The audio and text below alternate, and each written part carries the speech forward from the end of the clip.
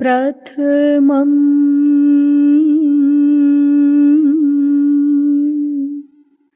सद्गुरुं वन्दे श्रीकृष्णं तदनन्तरं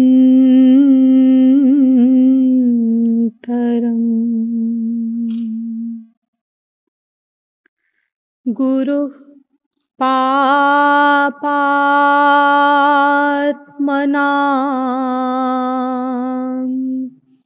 त्राता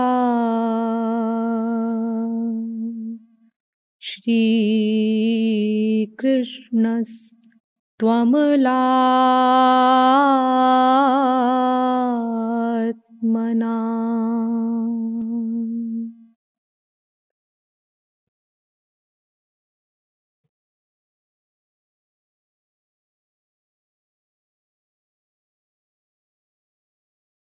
सरस सुरति रस सरस ब्रज रस रसिक महानुभाव।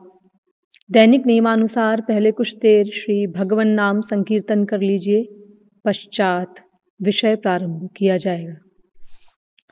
भजो गिरिधर गोविंद गोपाला,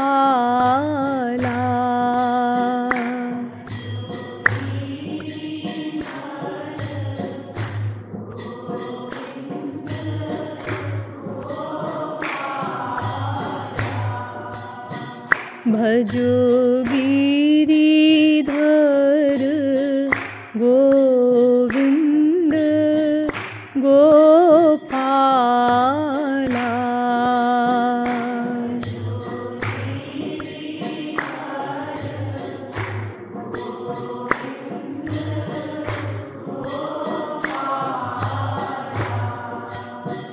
भजो गिरिधर गोविंद गोपाला,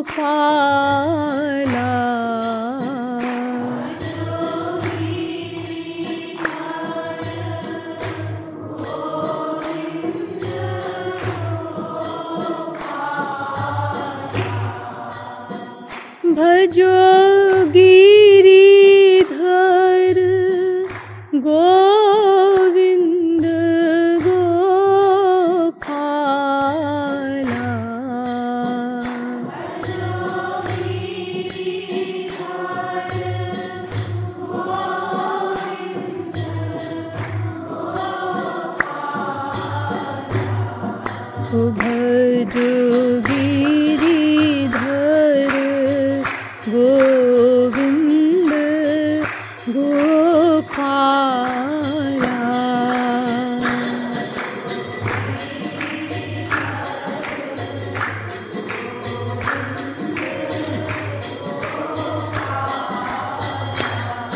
भजो गिरिधर गोविंद गोपाला।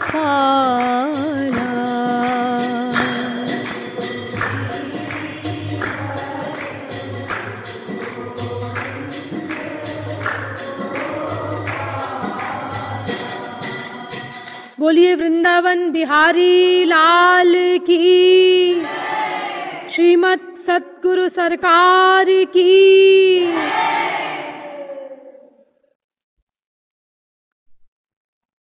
अब आप लोग कृपया समाहित चित्त होकर बैठ जाएं।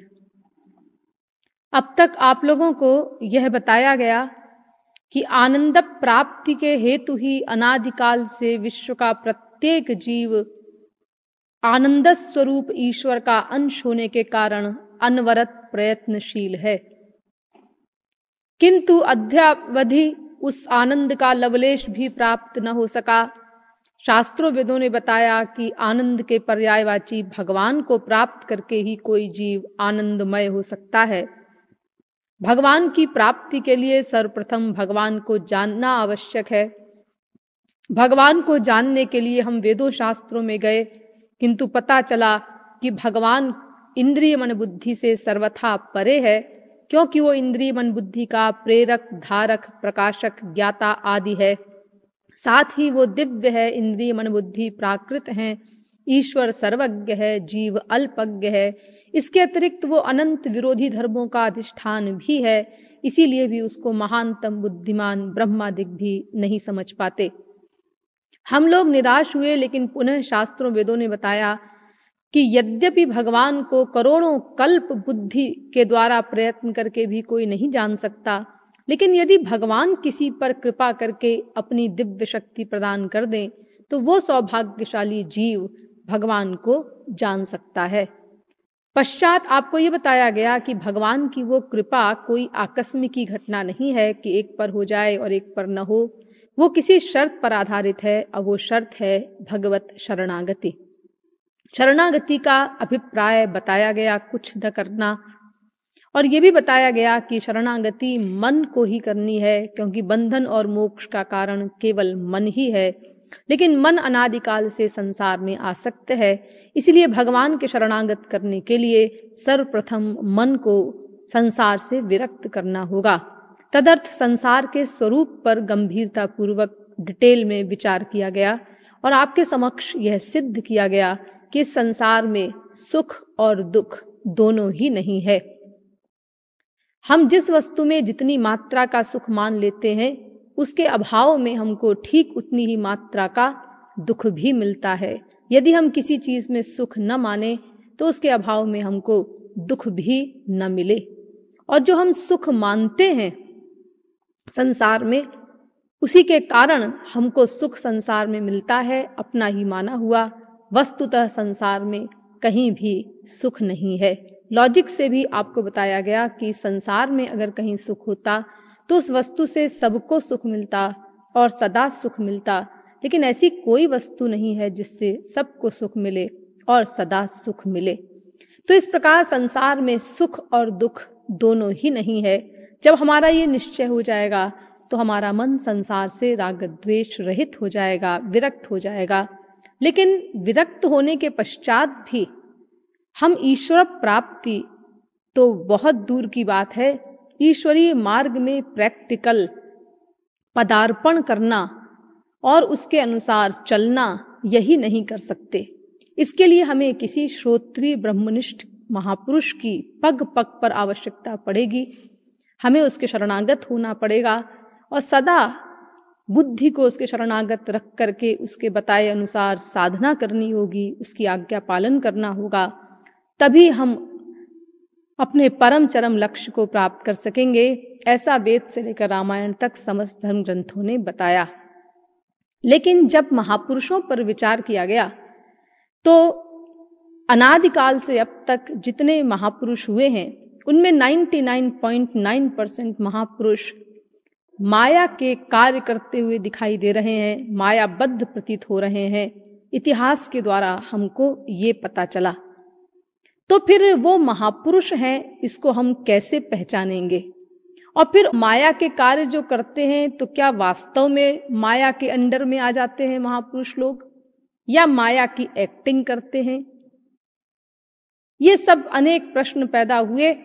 तो आप लोगों को महापुरुषों के विषय में कई बातें बताई गईं और ऐसा बताया गया कि देखो, महापुरुषों के कार्य ये देखने में मायिक प्रतीत होते हैं, लेकिन वस्तुतः माया उनको छू नहीं सकती।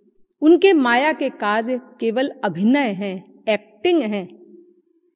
वास्तव में उनका गवर्नर भगवान होता है, कर्ता भगवान होता है। इसीलिए महापुरुष के द्वारा किए गए सभी कार्य वास्तव में ईश्वरीय होते हैं, भले ही वो देखने में एक मायाबद्ध व्यक्ति के समान प्रतीत हों। वैदिक विज्ञान के अनुसार मैंने आपके समक्ष ये सिद्ध किया था कि महापुरुष के प्रत्येक कार्य का कर्ता चूंकि भगवान ही होता है, इसीलिए महापुरुष और भगवान ये दोनों एक हैं। यानी महापुरुष और भगवान के विषय में 4 सिद्धांत मैंने आपको बताए। भगवान बड़ा है, महापुरुष छोटा है, महापुरुष बड़ा है, भगवान छोटा है, और महापुरुष और भगवान ये दोनों बराबर हैं। लेकिन फिर इन तीनों के विरोध में एक चौथी बात आपके समक्ष सिद्ध की गई कि महापुरुष और भगवान ये दोनों एक ही हैं।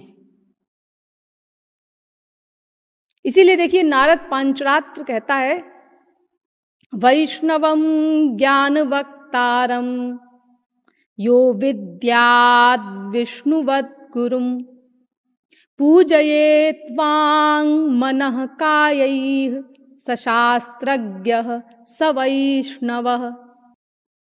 यानी ये गुरु जो है उसकी साक्षात भगवान मान करके पूजा करो, क्योंकि वो साक्षात भगवान ही है।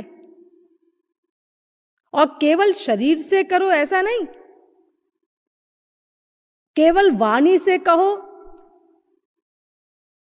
कि गुरु और भगवान एक होते हैं ऐसा नहीं, मनः मन से भी करो। वांग मनः कायैः, वाणी से, मन से, शरीर से, तीनों से उसको साक्षात भगवान मान करके उसकी उपासना करो, तब तुम्हें तुम्हारे लक्ष्य की प्राप्ति होगी। ये महापुरुष और भगवान एक हैं, ये खाली हमारे धर्म में नहीं है सिद्धांत, अन्य धर्मों में भी है। देखो क्रिश्चियन धर्म में जीसस क्राइस्ट कहते हैं, I and my father are one. मैं और मेरे पिता यानी भगवान ये एक हैं। सिख धर्म में भी गुरु ग्रंथ साहब में लिखा है, गुरु परमेश्वर पार ब्रह्म गुरु डुबदा लये तराई। गुरु साक्षात परमेश्वर है, पर ब्रह्म है, जो इस भव सागर में डूबे हुए लोगों को निकालता है, उबारता है। फिर कहता है गुरु ग्रंथ साहब, गुरु परमेश्वर पूजिए तन मन लाई पियारू। गुरु साक्षात परमेश्वर है, उसको अपने तन मन के समूचे प्रेम से प्रेम करो।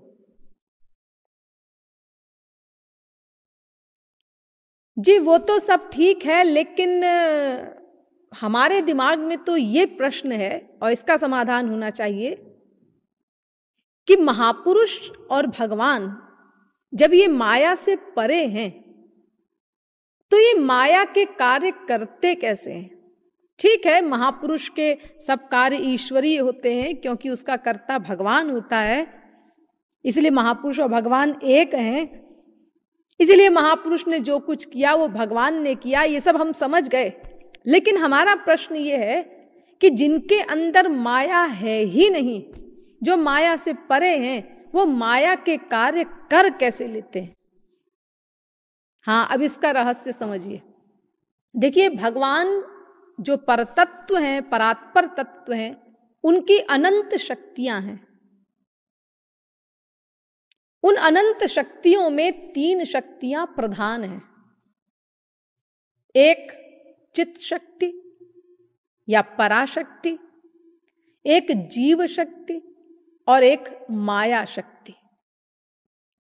विष्णु पुराण में कहा गया, विष्णु शक्ति परा प्रोक्ता क्षेत्रज्ञाख्या तथा परा अविद्या कर्म संज्ञान्या तृतीया शक्तिरिष्यते।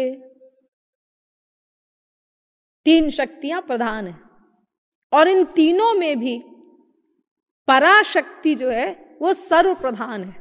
चैतन्य चरितामृत में भी कहा गया, कृष्णेर अनंत शक्ति ताते 3 प्रधान चित शक्ति माया शक्ति जीव शक्ति नाम अंतरंगा बहिरंगा तटस्था कही जारे अंतरंगा स्वरूप शक्ति सवार ऊपरे।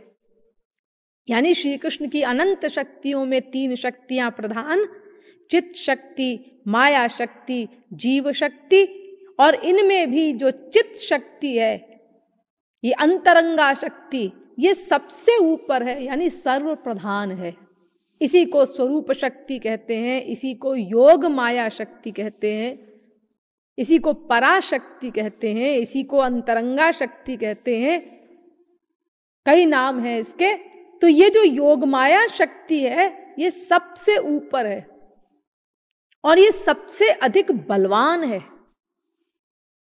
कर्तुम अकर्तुम अन्यथा कर्तुम समर्थः, ये सुना होगा ना आपने भगवान के बारे में। ये इसी शक्ति के बल पर भगवान ऐसा कमाल करते हैं, कर्तुम अकर्तुम अन्यथा कर्तुम समर्थ बनते हैं। यानी जो चाहे करे,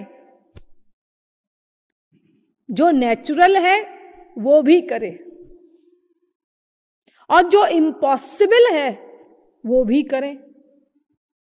कर्तुम अकर्तुम, असंभव कार्य भी करें और अन्यथा कर्तुम समर्थ, उल्टा भी करें। ये 3 प्रकार के कार्य। उल्टा पलटा काम क्या? जैसे देखो, ये भगवान श्री कृष्ण, ये पूर्णतम पुरुषोत्तम ब्रह्म, हाँ, और इनकी श्रीमती रुक्मिणी, ये महालक्ष्मी की अवतार, यानी वो साक्षात भगवान और वो साक्षात भगवती। लेकिन इन दोनों से बच्चे पैदा हुए, वो आवारा हो गए, बदमाश हो गए। क्यों जी? साक्षात भगवान और साक्षात भगवती और दोनों से बच्चे पैदा हुए बदमाश। और 2-4 नहीं, सब के सब आवारा हो गए, 56 करोड़। अरे संसार में ऐसा नहीं होता, 2-4 बच्चे भी किसी के होते हैं तो कोई कम लायक होता है, कोई नालायक होता है, कोई अधिक लायक होता है। ऐसा तो नहीं होता कि हाँ सबके सब आवारा निकल जाए। एक पिता के विपुल कुमारा, हो ही पृथक गुणशील अचारा। ये देखो उल्टा पलटा काम।